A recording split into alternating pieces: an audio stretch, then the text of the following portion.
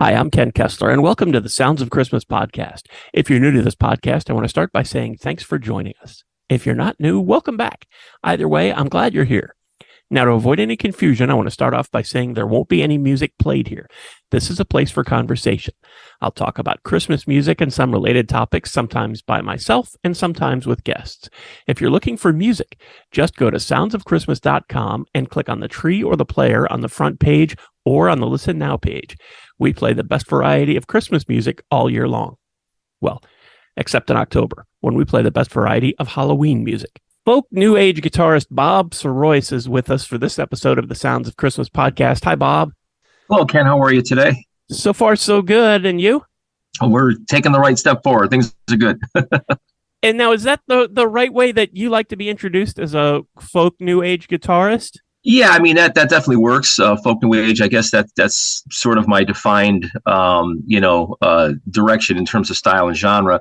But yeah, absolutely, that works great. I mean, as opposed to saying, that Christmas music is the only thing I do, it's not. I do other things as well. But as far as my style, yeah, absolutely, that works perfectly. Okay, because I know you got your start as a rock guitarist in a band called Under the Rose. But John Denver and his music sort of led you in a different direction, right?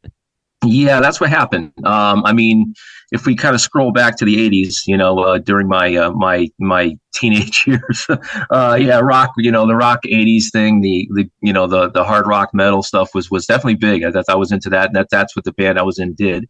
And even in the '90s, the band I was in, we did. I wouldn't say it was heavy metal, but it was definitely more of a rock-oriented thing. But about 1996 or so, I was kind of reintroduced to John Denver. I mean, I really hadn't heard his music since I had been a kid because my parents listened to it around the house all the time.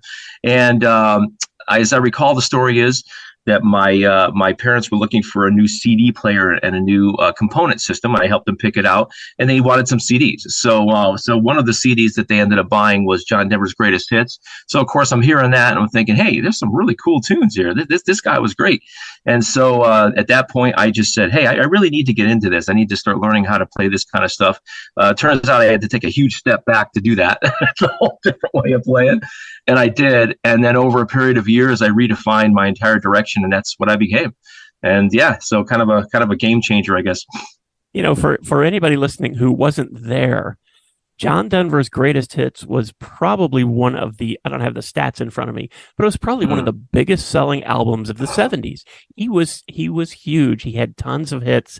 He was on TV often with his own specials. Yep. Guesting on other people's specials.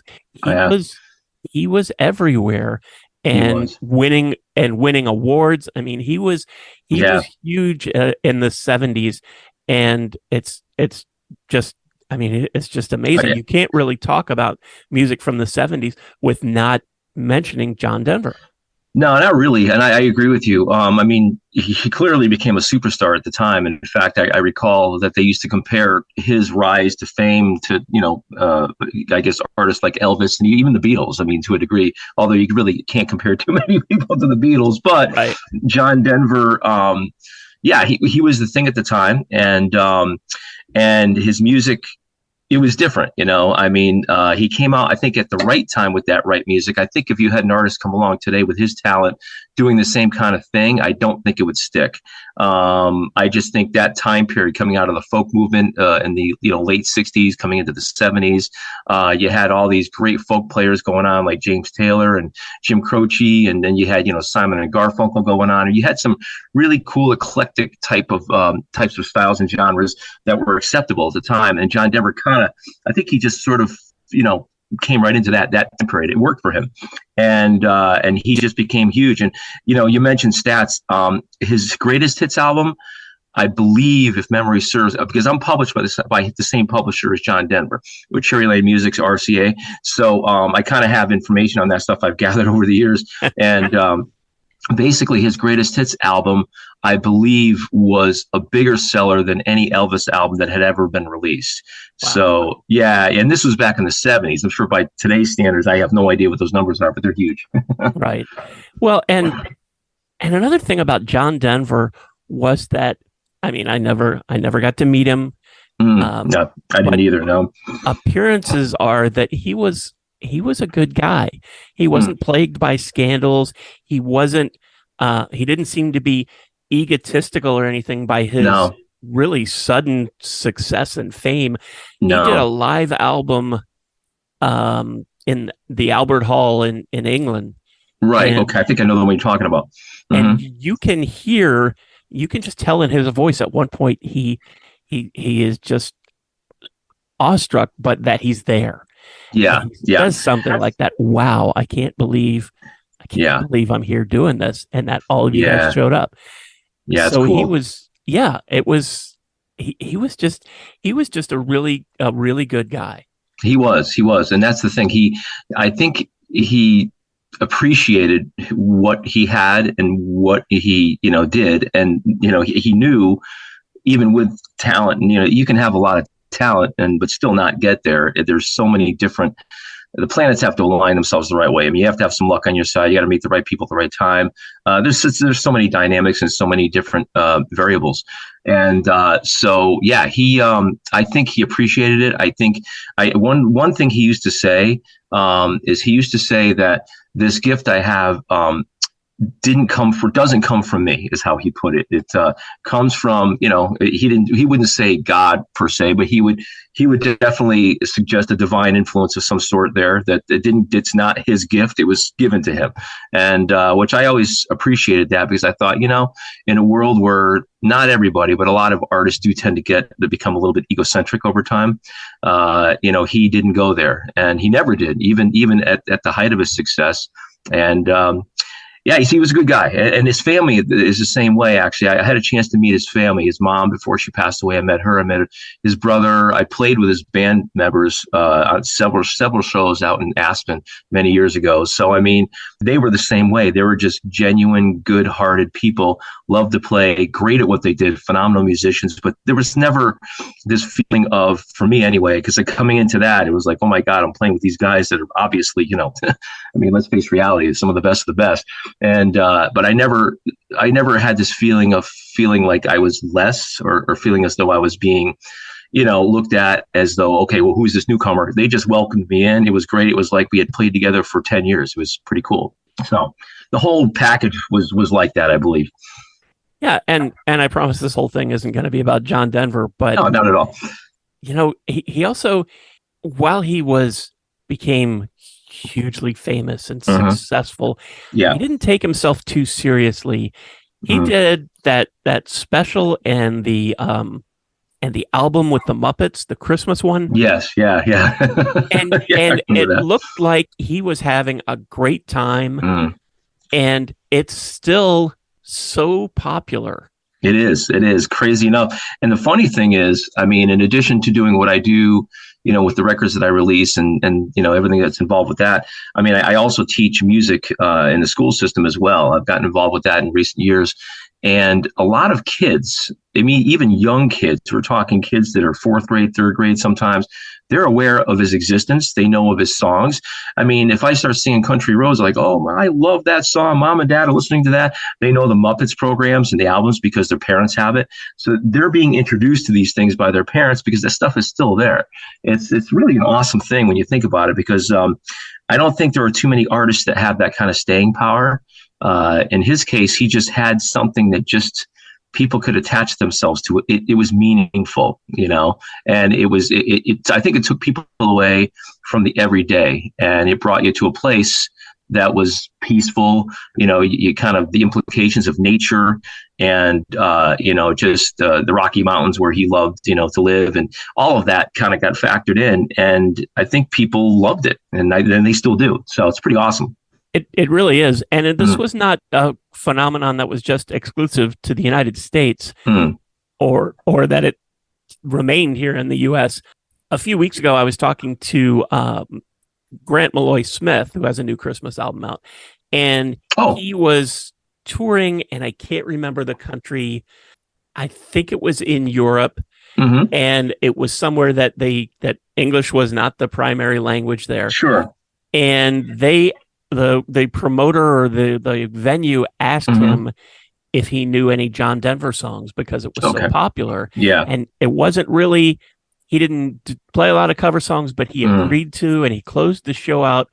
I think it was with Country Road, and every person in this packed auditorium was on their feet singing along to the point that he had to play it again because they wouldn't stop. Yeah, that is really what it is. It's strange.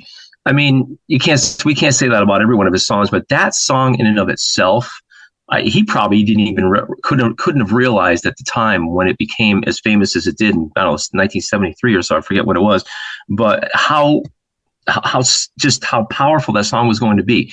And today, as I mentioned, I'll sort of retract back to the whole school thing. You know, I've been singing that song in concerts for the kids. We do concerts for the kids at school in Christmas time and also springtime. And for the spring concerts, more often than not, I mean, I'll include that song almost every single year because the kids love it so much. Everybody loves it. They always do a great job with it. Everybody knows it. So no matter where you go, no matter where I go, that song is just known. It's just an automatic. You don't even have to wonder, hey, you know, are the kids going to latch onto this because they're going to know it? And half the time, they don't even need the lyrical content in front of them. They just kind of start singing. So it's pretty awesome. And then when that happens, I kind of think to myself, wherever he is now, I wonder if he can see this kind of stuff. And I wonder to myself, gosh, you know, it'd be nice if he knew just how much his music is actually transitioned itself into the future. It's incredible, in my opinion. Yeah, it really is. And I'm going to try and get off the John Denver track right now because I know it's going to come back up in a little bit. But but I want to get back to talking about you and your journey. And I know John Denver and his music were part of that. But you left this rock band and you went solo and you signed a 4-album deal with Sony. How did that happen? Actually, the 4-album deal wasn't with Sony directly. It's always hard to describe, and the real reason is because there are so many fingers in the pot. Every company is co-owned by this company, mergers here left and right. You got subdivisions of this, that, and everything else.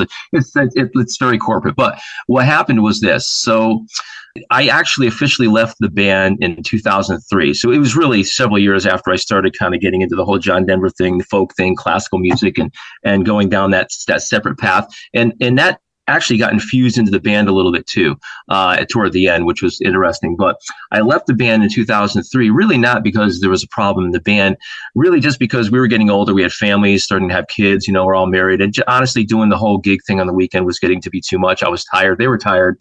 And we're all good friends. And so I left. And basically, what I decided to do, I thought, well, I've got my solo thing going on here. I put out my first Christmas record, and I really want to focus on that. So what happened was about 2 years, I guess, before I left the band, Under the Rose was the band that I was in. We had signed a publishing deal with Cherry Lane Music. Now, Cherry Lane Music is John Denver's publisher and a whole bunch of other people that are fairly famous as well. So we signed this publishing deal and finally get off the ground. And attached to that, it was a company called Attack Music Group. So they were like a record company, an independent record label. So Sony's affiliation there was more on the publishing end, and then RCA Records was a piece of it as well. So what happened was, once I left, they knew I was doing a Christmas record at the Attack Records company, and they came to me. They said, we don't have a Christmas catalog.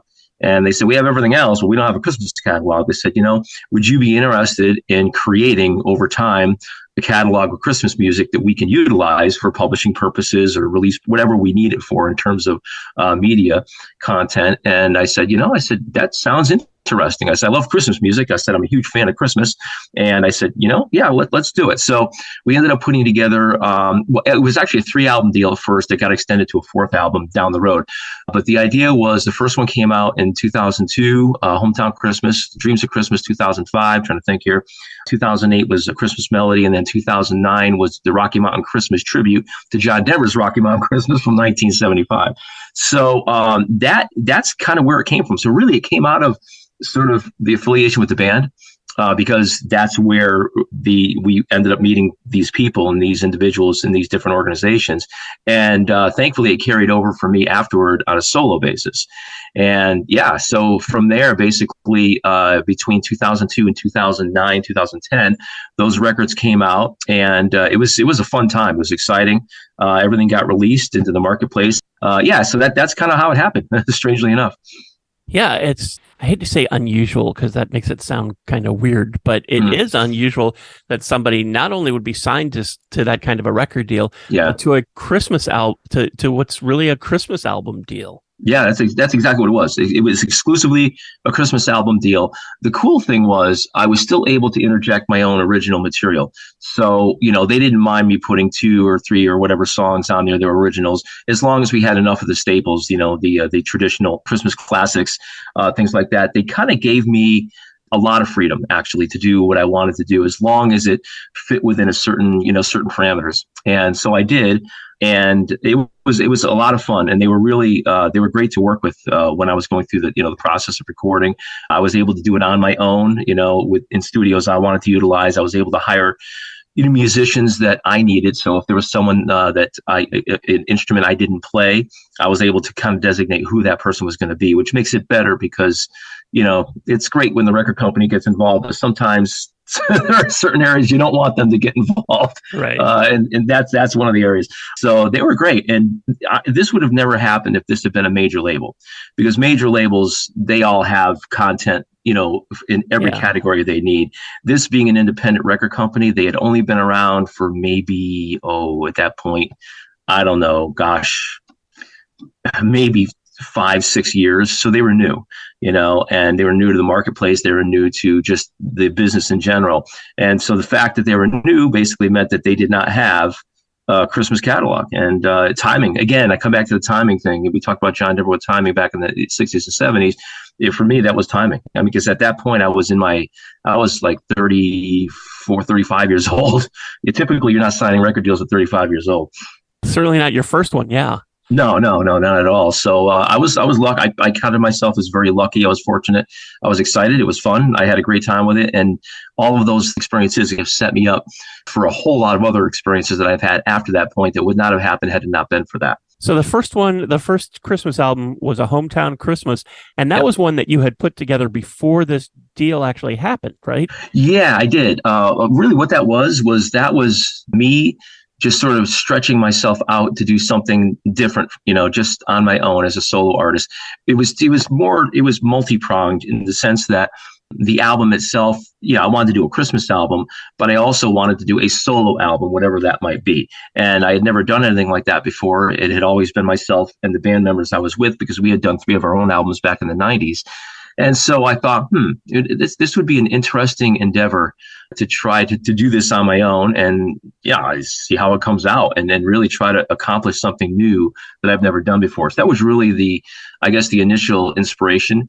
And then the Christmas piece of it, I decided to, I think it was Christmas time 2001 is when I made that choice. And I remember just jumping behind the guitar and starting to grab some of my favorite Christmas classics and starting to create guitar versions of them during that time. And then I said, I'm doing this. And that was it. And then I released it a year later, Christmas 2002. And then it was really the next year after that when Attack Records came to me once they got wind of this whole thing and said, hey, let's do a Christmas album deal if you're interested. Yeah. So it's it's interesting to think back. When you ask the question, that's when I start remembering some of this stuff. Well, and then a couple years later came Dreams of Christmas, Mm-hmm. and that was followed up a year later by a DVD of Dreams of Christmas. Was that your idea or the record label's idea? No, that was the label. They had content that I guess I don't know if it was sitting there, or I'm not even sure where the content came from, frankly, but they wanted to release a DVD of Christmas videos, basically. So, try to think of like a nostalgic kind of, the kind of thing you'd put on your TV if you've got people over Christmas Eve, whatever, and you keep it kind of lightly in the background. That's what they were looking to release. And that's when they asked me, they said, we'd like to put some of your music on there from your first 2 records, which is Hometown Christmas and Dreams of Christmas. And I said, that's fine, no problem. I mean, I had no issue with that at all. So then they picked certain songs, they put them on there. And the nice thing is there was sort of a cross promotional piece of that helped me, because again, they were using this DVD to promote 2 albums they were already promoting. So it was kind of a different level of advertising, I guess. And so the whole thing worked out really, really well. And then A Christmas Melody. Yeah, that's the 2008 one, right? Yeah. Yep. And A Christmas Melody, that's the one that came out. I think that's where we first connected. The Sounds Yeah. of Christmas had only been around for a short while, Okay. and I saw this new album. It was by a name I didn't know, Yeah. but I was all about getting, trying to promote new Christmas music, because part of Yeah. the reason that I did the Sounds of Christmas was Hmm. that there's so much new music every year, Yes. and nobody hears about it. But a lot of people Yeah. like to complain that there's no new Christmas music, but it's That's really, true. and this is the part of almost every podcast where I Yeah. jump on traditional radio, because Hmm. they don't like to, they want to stay safe, and they Yes, play the hits, and they play the they do. same short list of songs every year. They do. And Yes. but I found this, and it's a beautiful winter picture on the cover, and I Hmm. gave it a listen, and the first track had me. It's the most wonderful time of the Oh, year. wow. Shirley Bennell sings that one. She's sung some songs on previous stuff, but Yeah. that one came on, and I was like, this is great. This is a song people would like. She Thank sings you. Old Toy Trains on that too, Yeah, which is she another does. one of Yeah. my favorites. That's a great Uh, tune. It really is. and I think Old Toy Trains is a great song, and it doesn't, for whatever reason, doesn't get covered that much anymore. No, no, it doesn't. Actually, there aren't too many cover versions out there. But it is an awesome song. And interestingly enough, the first time I actually heard that song was when I was in the process of recording Dreams of Christmas. I had never even heard the song before. And I think it was done in the 1950s or something, a long time ago. I don't know if it was Roger Miller or I forget who it was, but during the tracking of Dreams of Christmas, the guy that owned the studio that I used at the time that I worked with, he was also a very close friend because he recorded the records for Under the Rose prior. So I had worked with him quite a bit over the years. And, so his studio is basically, in his house. I mean, I don't want to say it's in his house, but it's attached to his house. And so we'd go there. Of course, his kids would come running in and out every once in a while. And, the family kind of thing is going on. And so one day his kids come running in. They were young at the time and they wanted to hear this song called Old Toy Trains. So we stopped for a minute. We're kind of taking a break and he puts this song on and he looks at me, he says, oh, he said, you should do this song. He said, this is a great song. And I thought, gosh, I've never heard this song. So I heard it. I listened to it. I said, this is really a really nice song. And I couldn't believe I had never heard it before. So that record, Dreams of Christmas, was already pretty much done. I really couldn't add any tracks to it. So then I made the choice after that point to add it to A Christmas Melody. And to me, the original version uses the word boy, only boy, boy, boy, boy, boy, boy, all the way through. And I thought, you know what? I want to have a woman sing it, first of all, which would be different because I really hadn't heard any versions with a female singer. And I said, I also want to change it up so that you have, boy, and you also have girl. That way it covers all the bases. So, and that's one of the songs I think that has probably been paid the closest attention to over the years from that record, just because it resonates for everybody. Old Toy Trains, first by Roger Miller, 1966, 67. Oh, was it like 60s? Okay. And Glenn Campbell did it the next year. Oh, he did. Interesting. And okay. Then it really, I mean, the Statler brothers did it years later. Toby Keith did it about 20 years ago. Okay. And I think Nick Lowe did it like 10 years ago. Lowe. Wow. That's interesting. Yeah. Okay. But otherwise and those aren't the only versions, but there just aren't a lot. And I don't know if it's, I think I just think it's a really neat, wonderful song. It is. It is. And it's so that one, between that and the first track, that really won me over, and I had to reach out to you. Well, I'm happy to hear that. That's good to know. I'm happy it worked out that way. Yeah, I remember reaching out to you, and I hadn't heard of you before, but I found this album and I really liked what I heard, and I got you to record some things and do an interview, and you sent I remember that. Yes, I didn't even realize that you had 2 previous Christmas albums. You sent those to me, so I got all your music on the station, which was really terrific. And then you turned around and you did the tribute for John Denver. Yeah. The Rocky Mountain Christmas. It was like a year or 2 later, right? Yeah, it was a year later. I did it.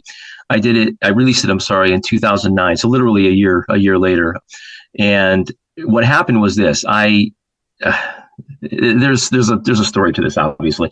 So, Sure. I mean, Rocky Mountain Christmas is not only my all-time favorite Christmas album, it's my all-time favorite album, with my all-time favorite song, which is Aspen Glow. So, and for so many different reasons. I mean, it's just a record that, for whatever reason, for me, just it was everything, you know.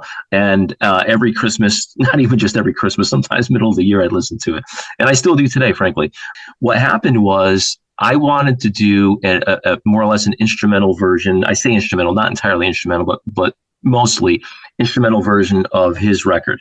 And I already had some of the songs recorded on the prior records from that album. So it was really just I didn't need like another 2 years or 2.5 years to record like I would normally need. All I really needed to do was take certain select tracks that needed to be, how I thought about it at the time, improved upon, and kind of brought to a place that made sense for this album. So I did that, like Aspen Glow, and then also Baby Just Like You. I hired a different female vocalist who came in and sang that. I redid some of the tracks, mainly because if you listen to Rocky Mountain Christmas, one thing you may notice is that there's a certain delicate like nature to that album. The guitars, just everything sounds sort of soft, and acoustic guitars tend to be very percussive and very grainy. You know, they kind of hit. It's a percussive instrument, so you can liken it to the sounds of drums and percussion, things like that. So for them to produce at the time with acoustic guitars that soft sound, I was really blown away by that, and I thought I really need to try to reproduce that as much as possible, because that sound that they created is a big piece of why that record sounds so amazing and why it's so different. And so that's what I did. I went back and I redid some things, took out certain tracks, put in other tracks, and tried to create that sound as much as I could. And so really the amount of work I had to put in was, maybe 20% of what you normally have to put into a record. And that's why I was able to kick it out 1 year later. And you mentioned a new female singer, Rachel Taylor, who sings also Christmas Like a Lullaby, which is just so pretty. Yeah, that song is great. I know that song. I like that. I like the entire record, both, obviously, Christmas Melody and Rocky Mountain Christmas Tribute. I would have to say that probably is one of my favorites on both. And not because it's my favorite song by John Denver, but because I felt that song really found the place I wanted it to go, and then some. It just worked. Everything came together. The entire recording to me was just really advanced, and the connection was fantastic. And so when I listen back to that, I'm proud of that, of that piece of it. And so, but Rachel Taylor, she's an incredible vocalist. Very, if you listen to her compared to Shirley, there's a vastly different performance style and sound. But another great vocalist. Again, I've been kind of lucky to find some of the right people over the years, that without them, I would not have been able to have done what I've done. And the thing that really struck me about this album, Rocky Mountain Christmas, is that there are some Christmas albums that they're the center of attention. You put them on and you can't do something else. You really want to, you're involved in it. And there are some that you put on and they're nice, they're background. You can have your Christmas party or do whatever you're decorating and stuff, and it's on in the background. You don't have to really pay attention. Right. Rocky Mountain Christmas is really neither of those. The word that I want to use is fragile, but I don't want to use that in a bad way. It's like you have to pay attention to it, because there's just this feeling that if you don't, you're going to miss something. Yeah, it is easy to miss something in there. And that comes back to, for me, fragile is a good word to use, because that kind of sort of corresponds with the delicate word that I utilized before. It really is. There's a fragility to it, not in terms of performance, but in terms of sonic sound and where things are placed. For me, I'm a huge proponent of, I love, especially certain, music, certain songs. I like to listen in with really good, high quality headphones. And the reason why is because you have this stereo kind of spectrum around you, that some artists utilize more than others. And back at that time, they did that. John Denver's producer was Milt Oken, and also a studio engineer at the time as well. And he just really knew how to place the instruments. So if you listen on a stereo system, you're hearing everything, but you're not getting the stereo imagery that you would normally get with headphones. That's where you're suddenly realizing, holy cow, okay, that guitar is way over to the left side. I didn't realize that. Oh, okay, that chime is way over there. You're kind of surrounded, but everything's placed in there so delicately that it's almost as though all the instruments are one instrument, but they're separate at the same time. And it's not an easy thing to accomplish in a recording studio. And if you're not familiar with some of Bob's work, I encourage you to go look up this album, Bob Sirois' Rocky Mountain Christmas. Look it up on whatever streaming service you use, and play it. And you'll be amazed as you get sucked into it, and then you just feel like, I want to know what happens next. And I don't want to do something else because I feel like I'm going to miss something. Yeah. Because it really is. And it's strange to say that about a Christmas record, but it really, that's the feeling that you get in a really good way. It's like you just want to be involved in it. Yeah, it's an immersive, it can be an immersive experience, I guess is how I'll say it. I was really trying to connect with it in the same way that John Denver did, not doing the exact same thing, but I really wanted to be genuine to his performances and the capacity and capability of his musicians. I felt that was respectful, and that's what I wanted out of that. And I believe I achieved it, because that album did actually, there was a lot of attention given to that album afterward that kind of brought me to some other places. Yeah, this was 2009. Yeah. And this album came out, and then some magic happened. And you connected with members of John Denver's band. Yeah. How'd that happen? Well, okay. So 2000, imagine it being 2009. The album itself, although it was released, I think in October, November of that year, I don't remember. But during the summertime, I came into contact with the woman that was running the WinStar organization. And for those of the listeners that don't know what that was at the time, WinStar was an environmental protection kind of agency, not agency, but an organization that John Denver created back in the 70s. And its purpose, frankly, was to preserve, the environment, to preserve wildlife, whatever could be done to spearhead this important cause, which, as most people know, was equally important, to probably maybe even more important to John Denver than his music. So I came into contact with her, and we just got to talking about a few things, and she knew that I had put this album out, and she asked if she could hear it. So I sent her some tracks, and she heard it and she loved it. And apparently she introduced this to John Denver's brother, Ron Dutchendorf is his name. And suddenly I suddenly get a phone call from John Denver's brother. I didn't know it was coming. It just, actually it was on an answering machine. And at first I thought, okay, there's someone else with the same name out there. I don't know. I'm here in Connecticut. That just doesn't happen over here. Anyway, so I call him back. And he says, I was informed, by the head of Windstar that you have this Rocky Mountain Christmas tribute. He said, I heard it. He said, I love it. He said, I think it's great. And he said, what we'd really like to do, being that you're just about to release this, he said, we'd like to fly you out here coming up in October of this year, because every year in October, they would do a tribute to John Denver, basically for a full weekend, on the weekend that he kind of passed away. So it's like a commemorative thing.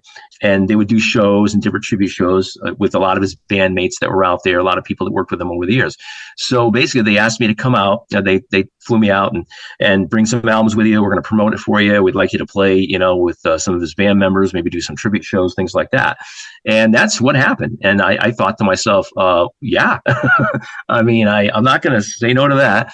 And so I did it. And that became actually the next 2 years after that as well. So 2009, 10, and 11, the thing just kept on building. And every year it became bigger and bigger. And I was out there every year, and I was able to play with John Denver's band. And it was probably one of the most prominent experiences that I've had in music in general. It was just awesome. Plus, to do it in Aspen of all places. That place, Yeah, if you've never been there before, I don't know if you've been there before, but it's a magical place. it So is. yeah, it was And cool. It was cool. and it's a place that John Denver really loved. Yeah, he did. He really did. And the first time I visited there was actually '98, but first time I saw it, I understood why right away. I thought, okay, yeah, I can see why you love it. I mean, not to mention the fact, the views, obviously, the beauty of the environment, the beauty of the mountains, everything that's around you. But you're also secluded. You're in this valley and you're away from everything. So if you leave Aspen, if you say to yourself, okay, I'm not going to go to the grocery store in Aspen, I'm going to go and whatever the next town is, you're driving quite a ways to get to that next town, And so it's an awesome place. So that John Denver loved it. I love it. And the irony is every year, I don't think it's quite as popular today as it was back then. But back then, I can tell you that, I mean, literally thousands of people would fly out there every year for this long John Denver weekend. And there were all these different events going on. And I was able to be a part of a lot of that stuff. And I met a lot of people. I met a lot of people a lot of other musicians and people that I am still in contact with today. Some musicians that he played with that I still work with today. In fact, there's a couple of his bandmates that are on the new album that I just did. So, the whole thing snowballed into something great. And now fast forward to this year, and so we're 10 or so years later, and there's a new Christmas album. Yeah. Twilight, The Magic of Christmas. And one of the things I noticed right off the bat on this one is that, unlike your previous ones, you actually sing on some of these tracks. Yeah, that's yeah, I do. I mean, there are a number of differentials on this record compared with the other ones, but it might be worth kind of just backtracking a little bit to even state why this album came out now when it's happening, or at this time. It's because it's not like if I go back 4 or 5 years ago, I don't think I had planned on doing another Christmas record at all. But when COVID hit back in 2020, and a lot of us ended up obviously being home from work or working from home, or hopefully still employed if you're okay. I was still employed, but as a teacher, we were home from basically middle of March all the way through the end of the school year. And what ended up happening was, during this time, I ended up getting a phone call from the CEO at Attack Records, which is now Attack Media Group. They're a different name now, but he called me up and he said, I'm just wondering. He said, what are you doing right now? Are you recording anything? Are you working? I said, actually, no. I said, I haven't done a recording or created a recording since 2009. I mean, I have, but not for the purpose of releasing anything. It's really just been me doing things on the side for fun, or if I have a project, or maybe, if ESPN needs some music, I can provide that, but not for commercial release. So anyway, he said, I'm asking because, he said, we've had to shelve everything we're going to release because of COVID. He said, everything's on the shelf. We can't release anything. Groups can't tour. Nothing's happening. He said, we're even losing movie contracts. And I said, whoa. I said, that's not good. He said, however, that opens up an opportunity. He said, we can jump into the Christmas market, he said, right now, because that's a market that is going to thrive as a result of the whole COVID thing coming up, in the next few years. And he said, would you be interested in recording another album for us and sign another deal? And I said, I'm interested. I said, but I need to give some thought into, what I want to do, because I don't want it to be the same thing I've already done. I really need to, stretch myself out into different places I haven't been yet. Not to mention the fact I'm not the same musician now that I was back in 2008 or 9. You definitely, you learn, sure, and you grow and you evolve. So anyway, he agreed to that. And he said, tell you what, he said, why don't you put together a list of songs that you think you might want to do, send them my way, and we'll talk about it. So I did. So I sent him a whole bunch of songs. It wasn't 18 songs at that point. It was probably 12, because I didn't really have a plan in terms of how many. And he looked at them, and then we talked, and he asked me why I wanted to do certain songs over others. And I told him, I explained it. And thankfully, they agreed to everything that I had suggested. But me doing the vocals, to come back to that wasn't actually planned when I jumped into recording the record. My original intent was to have certain songs that were going to be vocal orientation, and a bunch of others that were going to be instrumental. But as I entered the process, I started taking it one song at a time, recording tracks here and there. And I would come across a song that, that needed a vocalist. And if I felt I was suitable for it, depending upon what the song was going to sound like, I'd give it a try. What really clinched it was when I recorded the Snow Miser, Heat Miser song. That one has a really, it has a comical vibe to it. It's a fun tune, and I've always loved that, The Year Without a Santa Claus in the song. So I thought, I'm going to do a version of that song. So I did. So once I finally ended up getting most of the tracks down and the song was kind of working, I thought, I could hire my friend who's also on this record, as a vocalist, or I can try to do it myself. So I said, you know what? I sing this in school all the time with the kids. They love it. I said, I know how to do the song. I said, I'm going to try it out. So I did. So I recorded the track and I thought, it works. So I like that. I said, it works really well. For my vocal style and from the timbre of my voice, that kind of song just works. And so that kind of brought me to a place where I think I gained the confidence of realizing that I could. I mean, I knew I could sing, but I always did backgrounds. I never did lead. And I never really thought about the opportunity of even trying it. And so once I did that, I had the confidence of saying, okay, yeah, you know what? This works. I'm going to take it to another level. So over the course of this record, I just found different songs, that I thought would work for me. And I would just basically, I just take chances on things that I take risks that I hadn't taken before. Carol of the Bells, I mean, that's mostly all me singing on there, actually. But I was able to find ways to create a choir sound, you know what I mean, with the vocals, things like that. And then if you listen to Hark the Herald Angels Sing, that's me also. But again, it's a very haunting song. It's a very haunting version of the song. It's not a happy sounding song, but I found a way to interject the vocals and it worked, so all of a sudden this album just brought me to a place, at least vocally, where I thought, all right, this is a whole new thing for me and it's working. And so that's why I did it. I think I sang on, I don't know, 1, 2, 3, 4 maybe songs total. And the rest are comprised of 2 other vocalists that you probably already heard. And then we have, I think, maybe 2 instrumental songs, maybe. And that's it. So different record for sure. Well, it is. And because I've been connected to you for a while, it's also, as I look on your website for anybody, by the way, is bobsiroismusic.com. And I'll put that link in the show notes for this episode so you can click over and check it out.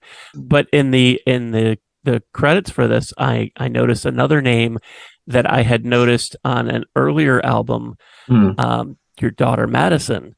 Yes, yeah. That you had done a song for her on your second or third album. Yeah. Yes, it was the third one, A Christmas Melody, yes. And now she's singing backing vocals for you. Yeah. So yeah, that's that was another goal of mine on this record, was to get both of my daughters involved in one way or the other. And Madison's my oldest daughter. She does like to sing, and she's old enough now. I mean, she's 17 now, but at the time when she recorded the part, she was, maybe 16 years old. And but I knew that I felt that, blending her with me, especially on certain backing vocals. Carol of the Bells is one of them. And then you've got, the night before Christmas, which you've got that kind of a chorusy kind of thing going on in a song at the end where you have a whole bunch of vocalists together. I felt that the blend between her and I would at least, I didn't want it to be all me, and so I brought her into it. She agreed to do it. She liked doing it. She enjoyed it, which was fun. And then she played a keyboard part in Emmanuel, God With Us. And my other daughter did that as well. So I just wanted to bring them into it, give them the experience so they could see what it's like to record on a record in a studio, and just to kind of see the process a little bit and maybe understand it. And that was really it. So yeah, it was kind of cool. I know they're both young, but did they have musical interest? Well, you going to try and discourage them from that? Yeah, no, actually, I don't. I actually don't discourage them from any of these things, mainly because,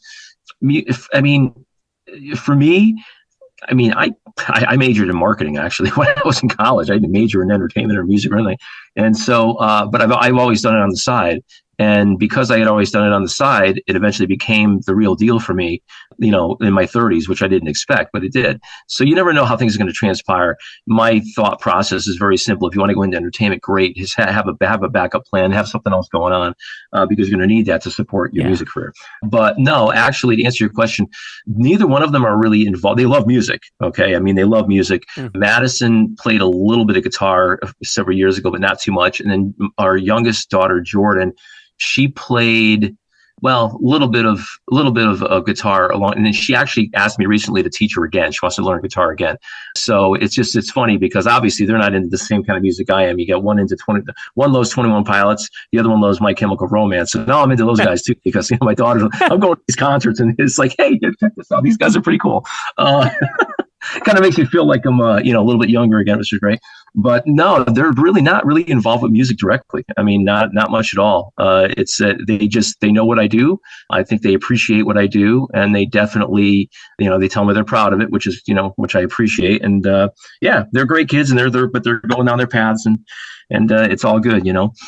It must be really cool to have this new Christmas album out, and that your kids are part of it, and also you've got people who worked with John Denver on it too. Yeah, it is. I guess that's the epitome of this album and this time is that, and which is another reason why I'm happy I did take this on with the record label, because I think I had stepped away from it for so long, at least the recording piece of putting out records and the marketing aspect of it, all that I kind of, it's not that I forgot about it, I just didn't consider it. And what I didn't realize is how much I've done since then, and even how much I've even improved as a musician, performer, player, songwriter, everything, the whole thing. I just didn't realize the impact everything I've done since then has had on where I am today.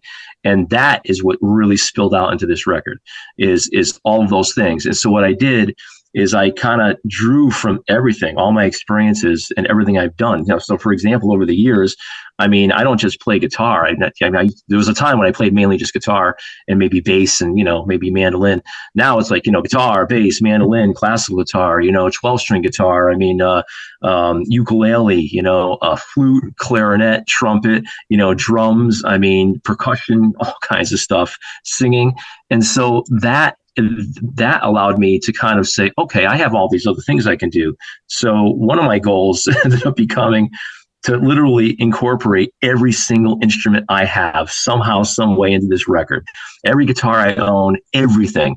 And I did. I incorporated all that. And along the way, again, the experiences over the years I had with the John Denver band and those people, I brought them into it as well. I mean, there's, I think, 4 songs on this album where I needed an upright bass player. I play electric bass, but I don't have an upright fretless bass. And even if I did, I probably would be able to play it very well because it's fretless. So I thought of Alan Deramo was his name. Alan Deramo was John Denver's bass player back 80s into the 90s. And I played with him out in Aspen too. So I got to know him, and he's obviously a world-renowned bass player. The guy's incredible, and he has his own studio too. So I thought, you know what, I'm going to contact him and see if he's into it. And he said, when I contacted him, he said, yeah. He said, I'd love to. That'd be great. He said, just send me the tracks. He said, I'll record them out here, send them back to you, and good to go. And sure enough, every song he did, he would put his bass track down, send it back out to me in a WAV file. I dump it into my Pro Tools system into the session, and I didn't have to do much of anything. That's how good he is. The precision of his performance and the sound of his track, it was all there. So it's the experience was amazing. And he would do things in the songs that were just intricate that I know I couldn't have found anywhere else around here in other bass players. So that was great. He was awesome to work with. Another person is Molly Weaver. She's the female vocalist on this record, and she sings on, I think, 4 songs as well, if memory serves. And she also performed with John Denver, although she's a lot younger than that generation. But she performed with John Denver because her family knew John Denver when they were younger. And so she used to hang out in John Denver's yard while her dad was doing business with John Denver. I don't know. It's some long story like that. And so she, so I met her in Aspen as well because she would perform with them. And she's probably one of the best vocalists I've ever worked with in my life. She's just beyond talented. And I brought her the Amy Grant songs because there's 3 Amy Grants. Well, there's 4 Amy Grant songs on here, but 3 of them I had her sing. And I knew she was the only person that was going to be able to pull that off because the reality is Amy Grant is a force to be reckoned with in terms of her vocal capability, even just the sound of her voice. And Molly hit it. She nailed it. So that's another one. So there's 2 people on there that actually are from that whole John Denver experience and that worked with John Denver himself. And I just think it's really kind of, I don't know, cool, I guess is the word I'll use. I think it's really kind of cool Mm, that you revisited Aspen Glow again on this album, yeah, with a song that was on your first Christmas album and is a song most everybody associates with John Denver, and that yes, mm, Molly Weaver sings it on this. yeah, I she think does. that's terrific. It's cool, and the interesting thing with it, though, and the reason why I put it on is not because there's a reason why I actually put it on, and it really had nothing to do with wanting to redo the song. The original versions I did, like back on Hometown Christmas, and then the one that I ended up doing for Rocky Mountain Christmas Tribute, those were really more in line with John's original version in terms of how the performances were done on the guitars and the other instruments. That sort of, equaled that.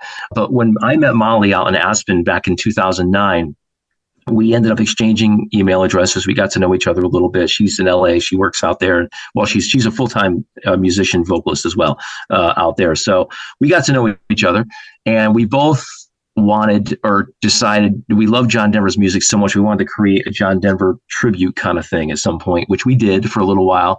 And we started picking different songs from John Denver, but we wanted to create versions that were completely different from John Denver's version. I'm talking put like a spin on it that you would never expect. And Aspen Glow, it turned out to be one of the songs that we chose. So if you listen to that one, you'll notice that the guitar part is definitely performed differently. You'll notice that some of the tracking and different things that are in there are definitely different. We added different things in terms of music that are not in John Denver's version, and maybe didn't do things that are in John Denver's version. And then even the vocals that she did, I mean, you'll notice her approach to it is not exactly like John Denver's.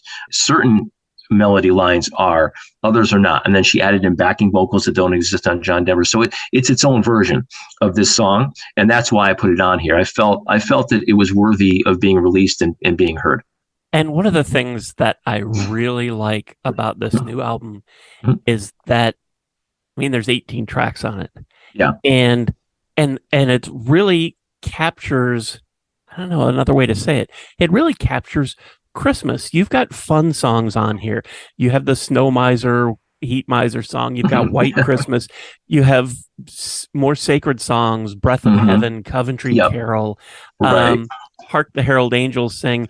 There's the cover of Aspen Glow. There's Grown Up Christmas List. It just, it really covers, it just feels to me like it really covers Christmas. It's interesting you say that, because it's true, actually, and that was a goal. That was a definitive goal of mine. Is what I did not want, and this is not to say that my other albums were like that, but my earlier albums, my first couple albums for sure, those two records definitely had a style that was pretty dominant across the board. It wasn't. There was not a lot of diversity. Not that there has to be, but there wasn't. And it definitely sort of collected what I was at the time in terms of what I was playing and my style at the time. In this case, I wanted to hit every area that I could. I wanted it to be a very diverse sounding record, so that if you start listening at the beginning, you don't necessarily know what's coming up next. And you don't know what's going to be happening in 5 tracks from now. And you certainly don't know what's going to be happening at the end. And so one of the things that I did is I made sure that my approach to each song was for the song and not for the purpose of the record. If that makes, I don't know if that makes sense or not, but that was my mindset. And I wanted to also have songs that would sound more modern, and also that would have more of that 1940s, 1950s Bing Crosby thing going on, that kind of, brings you back there. And that's why even one of the catchphrases, I guess, for this new album release with the label is, it says a little bit of old, a little bit of new, the new RCA or Cherry Lane Music album released, that kind of thing. And it says it's a journey from 1950s to present day, which is really, I think, what it is. And that's what I was trying to capture. So the fact that you say that, because obviously you and I haven't talked about that yet, the fact that you say that, well, that tells me, hopefully I got there. Yeah, definitely. It starts with Melikaliki Maka and ends with Hark the Herald Angels Sing. And really, there's just about everything you can imagine in between. Yeah. And it, like I said, it's 18 songs. And Bob, I have to ask you, it's Please. 18 songs on this one. This is your 5th Christmas album. Yeah. And I feel a little silly for even saying this, but is there more Christmas music maybe in the pipeline? That's a good question. So In 2009, I said no. And I think I stuck to my no until 2020 when Attack Records called me. And then as I got into this record, it became obviously a big yes. And I started to become just really immersed in it. And I was excited about it just because I could see that this thing was going to go to a place I had never been before. And so suddenly I had this whole, I feel like I've elevated things to a level I've never been with this record. And so my point is that I'm not going to say no to that. Will there be a new Christmas album over the next 2 years? More than likely not. But I have plans to do some other recordings at some point of some Christmas music, maybe not necessarily for the purpose of a full-length record like this, but I do have things in my mind. But I am going to be doing an all-original record. Probably I may start next year.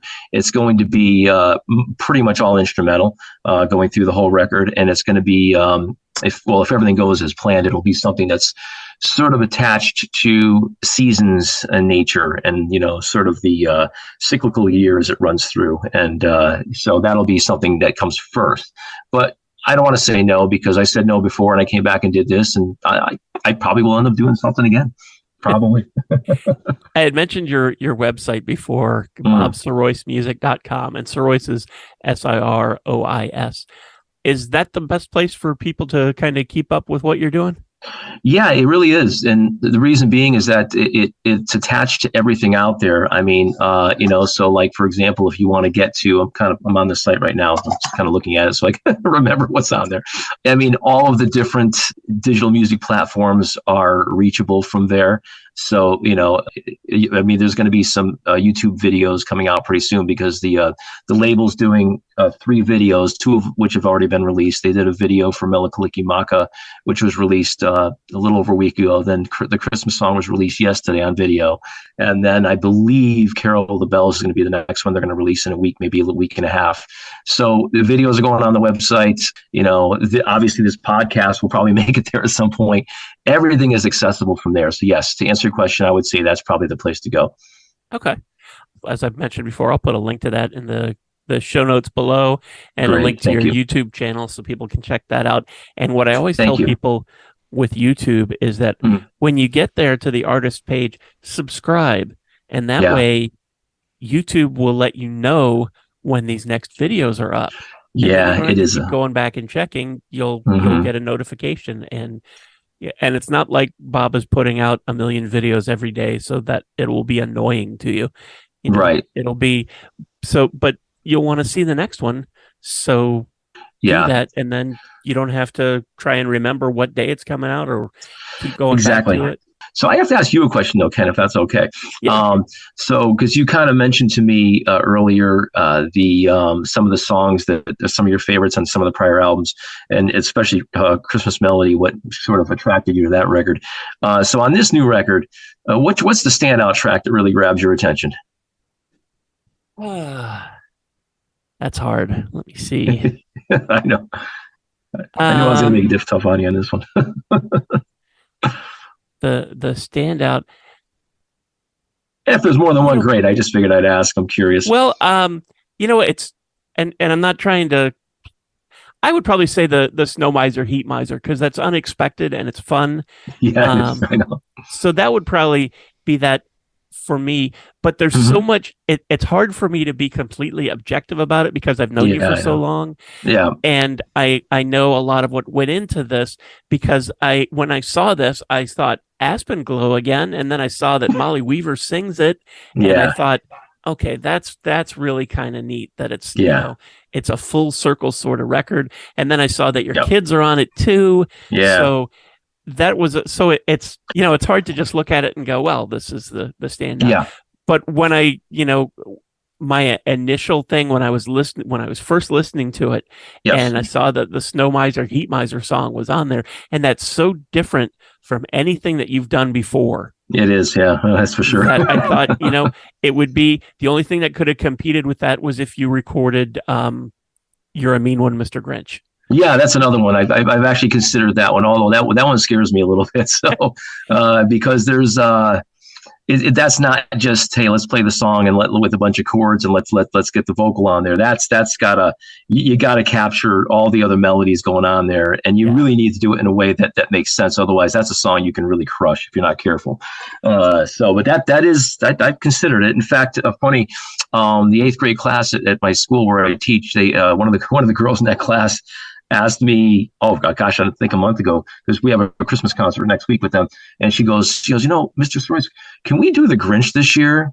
And I said, ooh, geez. I said, okay. I said, let me go home, and her name was Natalia. I said, let me go home and check that out. I'm going to take a look at it again. I'll let you know. So I actually ultimately came back in and said, I don't think it's going to work. And I told her the reason why is that it's just me playing guitar and you guys are singing, but I can't capture all of these other melodies that are so important in that song that if you don't hear them, you lose the song. And she understood, and I kind of explained it to her, showed it to her. So that's what I mean. That's a pretty wild tune. People think it's a simple song. It is not simple at all. That's the magic of a song like that it sounds like a simple song, but it's not. Yeah, it's awesome. It's really what they did at the time is quite outstanding. But getting back to Twilight, when I saw Snow Miser, Heat Miser on there, I was really surprised, and I had to skip ahead to hear that. Yeah.